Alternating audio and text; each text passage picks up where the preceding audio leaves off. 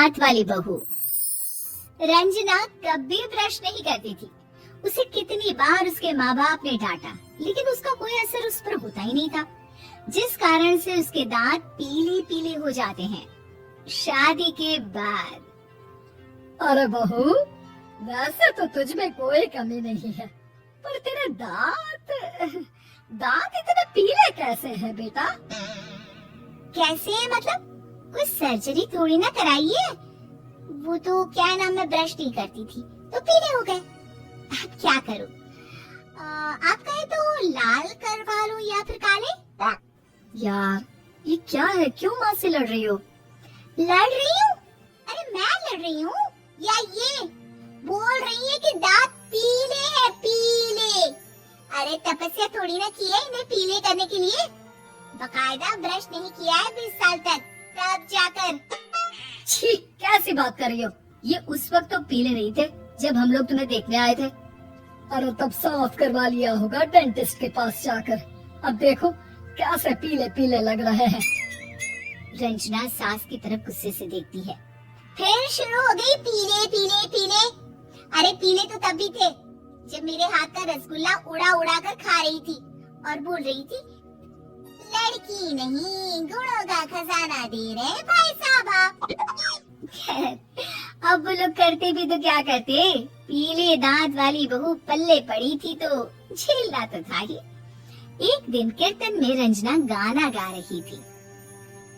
अरे कमला बहन, माँ का द्वार है, यहाँ तो सब शुद्ध होकर आते हैं, फिर अपनी बहू को ब्रश भी नहीं करवाती तुम। दूर से पीले पीले दांत भक्ति में बाधा उत्पन्न कर रहे हैं। और कोई 2 साल के बच्चे थोड़ी ना लेकर आई हूँ मैं बहू बनाकर। अच्छी खासी लड़की है, अरे कैसे करवाऊं ब्रश? ये तो उसे खुद करना चाहिए ना। अब माँ बाप तो इसके जैसे तैसे निपटा दिए, ये नहीं सोचा कि सास कैसे संभालेगी। सास बहू को लेकर घर आ जाती है, लेकिन सोच लेती है कि अब इसे लेकर कहीं नहीं जाएगी। अगले रोज बहू कहती है, अरे क्या हो गया, मंदिर नहीं जाना क्या? कीर्तन का वक्त हो रहा है।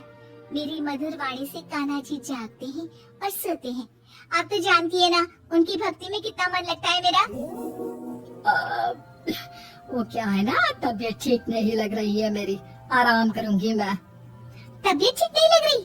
अभी तो मिथुन के गाने पर नाच रही थी आप, और अब बोल रही है कि तबीयत ठीक नहीं लग रही। अरे भक्ति में मन लगा लो सासू माँ, ऊपर जाना है, क्या मुंह दिखाओगी आप? हाँ? सास को बहू की बात पर गुस्सा आ जाता है। मैं क्या मुंह दिखाऊंगी, इसकी चिंता तो ना कर, समझी? अपने मुंह की चिंता कर, जो ये पीले पीले दांत लेकर हर जगह पहुंच जाती है। पता है लोग कितना मजाक बनाते हैं। ना जी ना, मैं नहीं जाना कहीं तेरे साथ। तो ये बात है। कोई ना, मत जाओ, मैं अपने कमरे में ही बैठकर भक्ति कर लूंगी। ऊपर वाला दांत थोड़ी ना दिखता है, मन देखता है, भावना दिखता है। और अरे बस बस, तू सब कुछ दिखा, बस ये सफेद चमकदार दांत ना दिखाना किसी को, है? जा यहाँ से।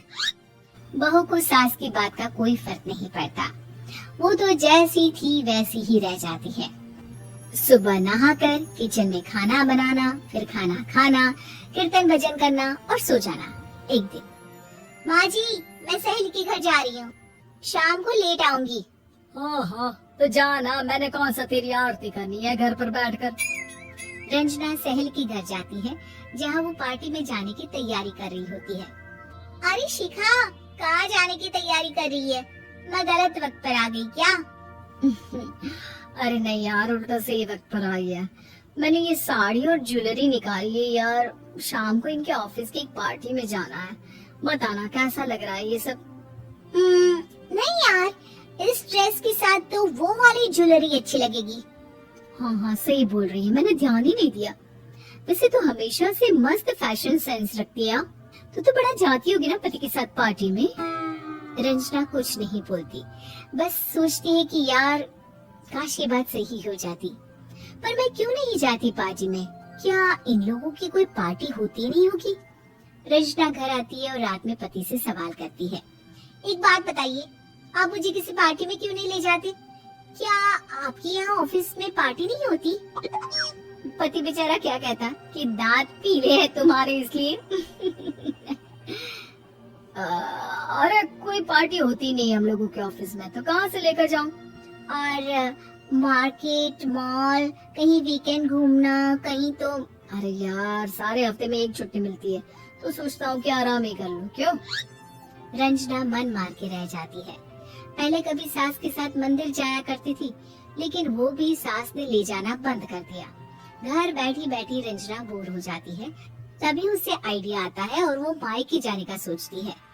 सासू माँ, 2 दिनों के लिए मम्मी के घर जा रही हूँ। अच्छा अच्छा ठीक है, आराम से जा। और हाँ, माँ से कुछ अच्छी आदत सीख कर आना कि कैसे शरीर के हर भाग की तरह दांतों की सफाई भी जरूरी होती है, समझी? शुरू हो गई ना आप? वो लोग आपकी तरह नहीं है कि छोटी छोटी बात का बतंगड़ बना दे। उन लोगों के लिए मैं मायने रखती हूँ, ना कि मेरे पीले पीले दांत। रंजना माँ को बिना बताए उन लोगों को सरप्राइज देती है, लेकिन जैसे ही वो दरवाजे पर पहुँचती है, अंदर देखती है कि घर वाले कहीं जा रहे होते हैं। अब माँ, काश रंजना दीदी के दांतों वाली प्रॉब्लम नहीं होती, तो वो भी हम लोगों के साथ चलती ना बुआ जी की बेटी की शादी में। हाँ बेटा, लेकिन अब उसे कौन समझाए कि उसको उसके पीले दांत नहीं दिखते, लेकिन उसके आसपास के लोगों को कितना एम्बैरेसिंग फील कराते हैं।